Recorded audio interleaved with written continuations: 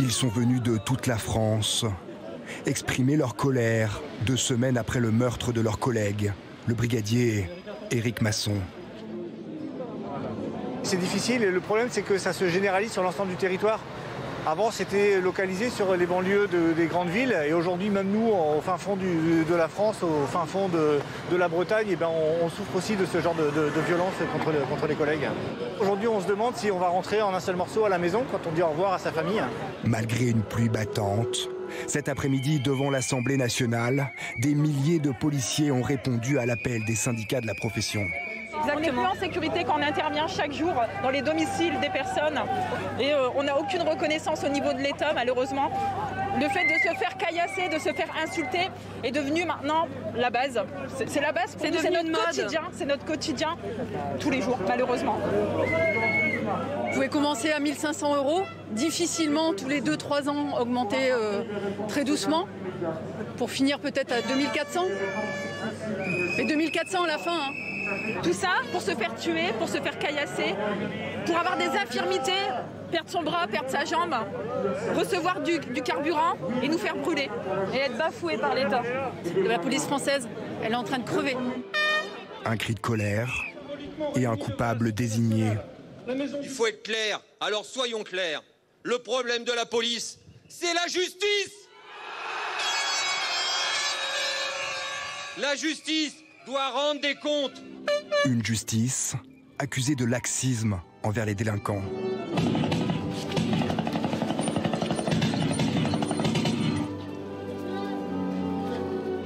Voilà, la justice a été rendue. Au suivant. Pour nous aujourd'hui, la justice est du côté des voyous.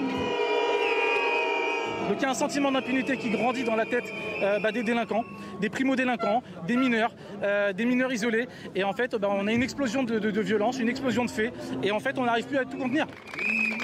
Le premier flic de France, le ministre de l'Intérieur, Gérald Darmanin, est brièvement passé pour soutenir les forces de l'ordre.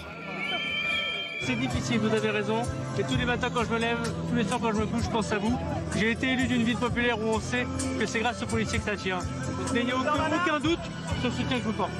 Cet après-midi, la quasi-totalité des partis politiques est représentée dans le cortège. Seule absence notoire, la France insoumise de Jean-Luc Mélenchon, qui refuse de manifester aux côtés du Rassemblement national. La France insoumise au moins est cohérente. Elle déteste la police, elle le montre encore aujourd'hui. Et les autres sont là de façon assez opportune, puisqu'en réalité, ce sont ceux qui sont au pouvoir depuis toujours et qui ont fait en sorte que la police se retrouve là aujourd'hui à manifester. L'écologiste Yannick Jadot est présent, mais bien seul.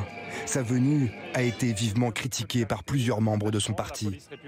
Si certaines et certains ont décidé d'abandonner la police nationale, la police républicaine au Rassemblement national, je pense que c'est une faute politique. Je pense qu'il faut être là. Celui qui n'était pas là, Jean-Luc Mélenchon, a tenu une conférence de presse juste après la manifestation. Il dénonce le caractère factieux de ce rassemblement et ajoute que les syndicats et les organisations policières n'ont pas à faire la loi.